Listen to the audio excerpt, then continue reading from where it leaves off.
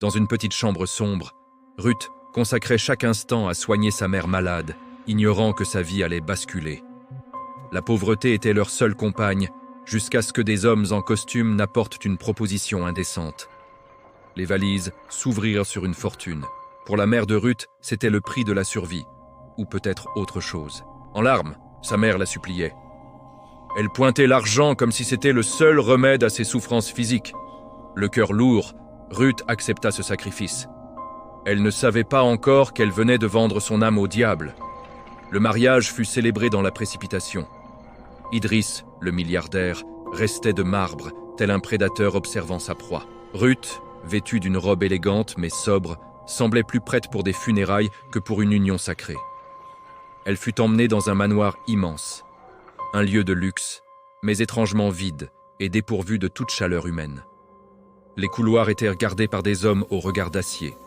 Ruth n'était pas une épouse, elle était une prisonnière. À la tombée de la nuit, le manoir s'animait de bruits étranges. Des murmures semblaient s'échapper des murs eux-mêmes. Chaque craquement la faisait sursauter. Idriss ne l'approchait pas, il se contentait de l'observer de loin, en silence. La curiosité et la peur poussèrent Ruth à explorer les zones interdites de sa nouvelle demeure. Elle découvrit une clé cachée sous un tapis ancien. Une clé qui semblait attendre d'être trouvée. Derrière la porte interdite, Ruth fit une découverte qui glaça son sang. Des photos de femmes, toutes disparues. Un vieux journal était posé sur un bureau. Ruth commença à lire, ses mains tremblant à chaque mot. L'inscription était terrifiante. Aucune n'a survécu après le 30e jour. Le temps lui était compté. Soudain, la lumière s'alluma. Idriss était là, son calme olympien rendant ses paroles encore plus monstrueuses. Il lui avoua tout. Elle n'était pas une épouse, mais un sacrifice nécessaire à la pérennité de sa fortune colossale. Ruth fut traînée dans une pièce souterraine, entourée de centaines de bougies dont la flamme vacillait dangereusement. Elle était ligotée, incapable de s'échapper, tandis qu'Idriss commençait une incantation dans une langue oubliée. L'air devint lourd, chargé d'une énergie maléfique. Ruth ferma les yeux, attendant la fin inévitable. Soudain, une explosion de lumière brisa le rituel. Les portes du manoir volèrent en éclats sous l'assaut de la police.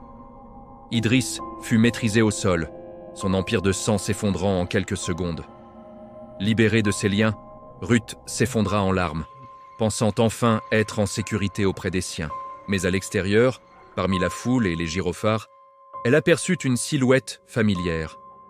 Sa mère était là, mais elle n'avait plus l'air malade. Elle comptait une liasse de billets avec une froideur glaciale. Un souvenir revint alors à Ruth. Un flashback de cette fameuse nuit où tout avait commencé. Sa mère n'avait pas été forcée. Elle avait activement négocié le prix de sa propre fille pour s'assurer une vie de luxe.